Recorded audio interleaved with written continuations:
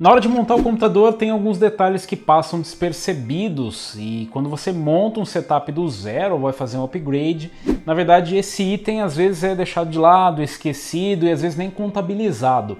Mas tem uma parte um pouco importante para você que vai montar o PC que é esse negócio que você está me vendo aí que chama monitor. Exatamente. Mas na hora de montar um PC ou fazer um upgrade, o monitor é algo que acaba ficando em segundo plano. Às vezes a gente coloca por último lá no nosso orçamento. É por isso que hoje eu resolvi trazer um vídeo aqui para vocês sobre um monitor 4K barato. E responder aquela dúvida, será que vale a pena investir em um monitor 4K barato? Ou a gente parte por um monitor 1080p mesmo. Com design elegante e radiador de 120mm, o Water Cooler Gamax L120 é a escolha ideal para quem procura excelente desempenho e aparência premium. Com iluminação RGB, sincronização com um header de 12 volts em placas-mãe, amplo bloco de cobre, mangueira revestida e flexível e compatível com os principais sockets Intel e AMD. Para mais informações, confira o link na descrição. Para tentar ajudar a responder essa dúvida, eu vou trazer para vocês um pouquinho da minha experiência com o monitor 4K da Bluecase. Então, o modelo que é esse nome esquisito, cheio de letras e números que você está vendo aí na tela, que eu não vou memorizar, é um modelo 4K 60 Hz 27 polegadas da Bluecase. É um modelo com IPS, suporte a FreeSync, e eu acabei adquirindo ele aqui para o canal para colocar na bancada de testes. Então não é exatamente o meu monitor principal, mas sim, é um dos monitores com o qual eu passo bastante tempo. Esse monitor está custando ali na faixa dos R$ 1.300 a R$ 1.600, em alguns momentos em promoções você acaba encontrando ele até um pouco mais barato, mas justamente o ponto mais interessante dele é ser barato. E por ser barato, ele acaba entrando aí no radar de muita gente.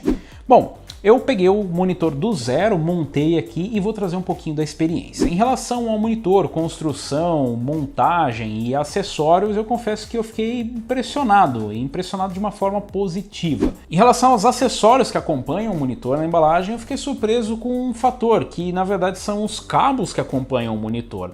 Claro, nós temos aqui um stand com regulagem de altura, o que é muito bem-vindo e eu particularmente busco isso em monitores, porque, bom, basicamente você pode ajustar a altura e isso faz diferença quando você não pode ajustar outros elementos como a tua cadeira ou como a tua mesa, e ter uma regulagem de altura é bem positivo. E por ser um painel IPS, isso ajuda bastante, já que você consegue fazer esses ajustes laterais, né, e horizontais sem perder a nitidez, como ocorre em painéis TN, por exemplo. Mas voltando à embalagem, o que impressiona mesmo são os cabos que acompanham. Nós temos ali todos os cabos disponíveis nas entradas aqui. O monitor traz 3 entradas HDMI e uma DisplayPort. Das 3 entradas HDMI, 2 são 1.4 e uma é 2.0. O que significa que se você quiser utilizar os 4K 60 Hz, você vai precisar utilizar o HDMI 2.0. O HDMI 1.4 acaba servindo somente se você quer 4K 30, o que eu acho bem improvável para quem está aqui usando esse monitor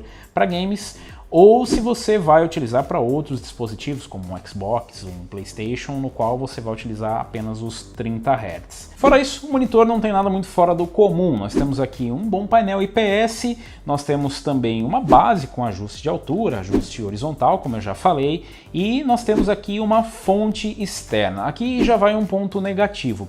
Essa fonte, apesar de ser bem comum nos monitores, para não ficar muito grande, né, muito largo o monitor, a gente ter ali uma espessura bacana, eles acabam colocando a fonte externa, o que é bem comum. Porém, a distância do cabo em relação ao monitor e à fonte é curta. Isso dificulta um pouco para quem vai utilizar o monitor em cima da mesa, onde é esperado, e vai conectar na tomada embaixo da mesa. Isso vai deixar a fonte pendurada ou atrapalhando em cima da mesa. Então falta um pouquinho de planejamento na hora de colocar a extensão do cabo um pouco maior.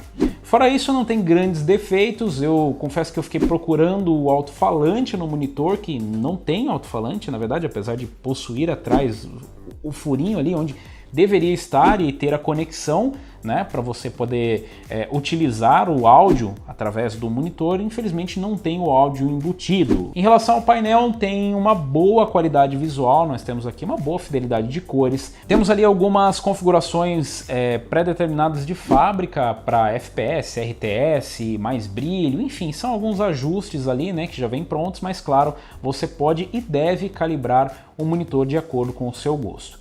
Eu acabei utilizando a configuração padrão, então é basicamente o que você recebe em casa. Gostei bastante do ajuste, ele se assemelha bastante ao que eu já tinha aqui no meu monitor IPS anterior, Full HD, e consegui utilizar normalmente todas as conexões. E falando em conexões, nós temos aqui um monitor que é FreeSync, e para você utilizar o FreeSync você vai precisar utilizar o cabo DisplayPort.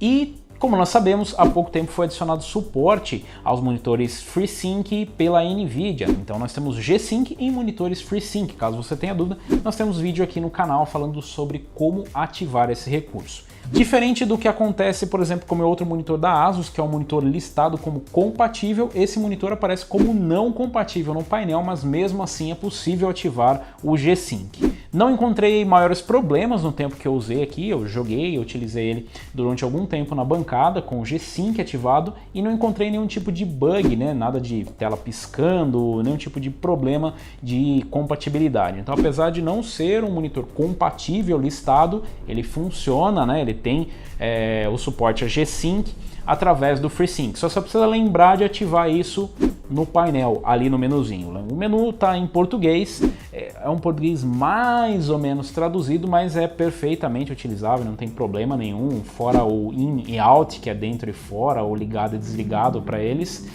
dá para você utilizar tranquilamente. É um menu bem básico, mas com todos os recursos necessários e não encontrei nenhum problema. Bom, galera, a Bluecase não conheço a marca pessoalmente, mas assim como diversas outras marcas, tanto no mercado brasileiro quanto em outros mercados, o que essas marcas costumam fazer são remarcar monitores. Então eles compram de um OEM e acabam remarcando. O que determina se é bom ou não é porque ele é barato ou é caro, mas sim a qualidade do painel e o conjunto, né, da construção, da garantia, enfim.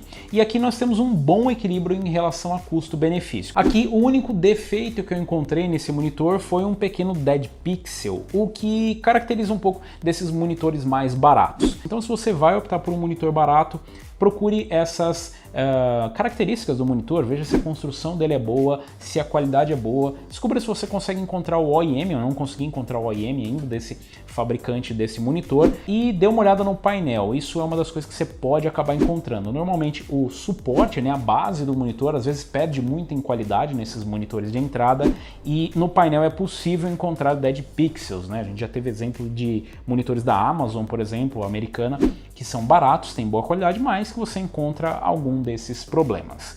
No mais, eu achei um bom monitor. Faz sim a diferença, galera, migrar de 1080p para 4K, a nitidez é muito grande e principalmente no tamanho. Você está saindo, por exemplo, no meu caso, saindo um monitor de 22 polegadas para 27 polegadas. O ganho é realmente incrível, você tem uma imersão muito maior e infelizmente isso é deixado de lado em alguns casos. É bom lembrar que se você está migrando de 1080p ou de resoluções menores para 4K, lembre-se, você vai precisar de um PC bem forte para conseguir fazer essa migração. Ainda que a sua RX 580, a sua GTX 1060 seja capaz de exibir em 4K, empurrar um game a 60 FPS em 4K é uma outra história. Você pode ter que penalizar bastante na qualidade gráfica e de repente nem compense tanto você migrar para um 4K. Mas para você tirar proveito do monitor 4K, você precisa rodar na resolução nativa. É claro, é possível rodar em 1080p, 2.5K ou resoluções menores nesse monitor e acabar utilizando ele como monitor apenas de 27 polegadas, né? O limite dele é chegar nos 4K 60. Inclusive, você consegue utilizar no dia a dia em outras resoluções para games que são mais pesados. Então, dá para você rodar, por exemplo, em 2.5K e de repente usar ali um DSR, usar algum tipo de recurso, ou utilizar ali recursos como o Radeon Image Sharpening, que tem nas AMD, e também o recurso que temos na NVIDIA para fazer essa compensação de qualidade. Aqui é um cenário onde isso acaba sendo bastante útil. Mas se você vai usar o tempo todo em 1080p, não faz sentido nenhum você migrar para esse monitor. Você vai sentir a imagem mais borrada, você não vai ter toda a qualidade que você encontra usando em 4K nativo. Ainda em relação ao FreeSync, né, ou ao G-Sync, se você for utilizar placas da NVIDIA, é bom lembrar que o range é bem pequeno, afinal não precisa ser muito grande o range, já que nós estamos falando aqui de 60 Hz, e o ideal é que você rode ali no máximo uns 10 FPS abaixo nos piores momentos, né, em momentos de queda, para você ter uma jogatina bem estável. Esse monitor da Bluecase especificamente me surpreendeu positivamente, então eu realmente não esperava essa qualidade, gostei bastante do visual dele. E um último adendo: se você está pensando em sair de um monitor 1080p para 4K somente pelo tamanho ou somente porque acha que vai ficar mais bonito, mesmo diminuindo a qualidade visual, a minha dica é: não faça isso.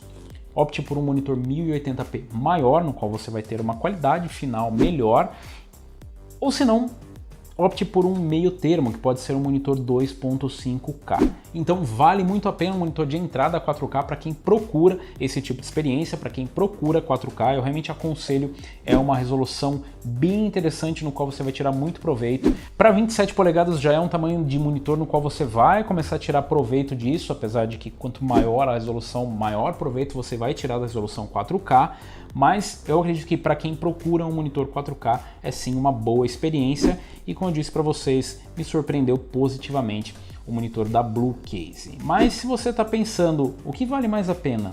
4K 60 Hz ou 1080p 144 Hz ou de repente 2.5K 75 Hz? É o que talvez eu responda para você em um outro vídeo, mas primeiro eu quero saber qual seria a sua escolha, se você sairia sim de um monitor 1080p para um 4K, se você tem computador para fazer isso, e qual a sua preferência, se você prefere aí mais hertz ou se você prefere maior resolução.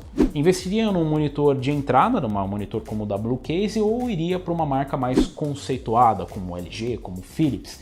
Deixe aí nos comentários. E se tiver interesse em um vídeo falando sobre resolução e taxa de atualização, o que escolher, deixa aí nos comentários e nós podemos trazer no próximo vídeo.